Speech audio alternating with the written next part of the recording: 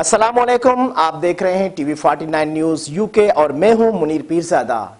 आइए आपको ले चलते हैं आज की खबर की जानिब। कसूर डीपीओ सुहेब अशरफ और डीएसपी सीआईए नसरुल्लाह खान न्याजी की खुसूसी हिदायत पर इंचार्ज सीआईए सदर सर्कल कसूर इफ्तिखार अहमद जोया की बड़ी कार्रवाई। आइए मजीद बता रहे हैं हमारे नुमाइंदे मियाँ खलील सिद्दीक आ रहे हैं। जी मियाँ खलील सिद्दीक, क्या तफसीलात हैं, आगाह कीजिएगा।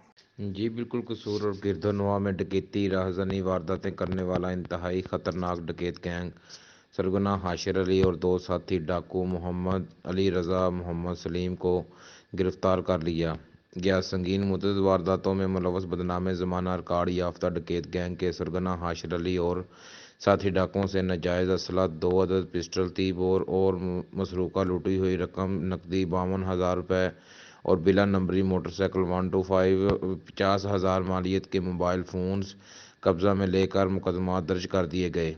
सीआईए इंचार्ज इफ्तिखार अहमद जोया और हमरा टीम एएसआई सादक भट्टी, आबद जमील, मोहम्मद जवेद, गुलाम उल्लाह को बदनाम ज़माना रिकॉर्ड याफ्ता डकैत गैंग गिरफ्तार करने पर डीपीओ कसूर सुहेब अशरफ ने शाबाश दी। जी।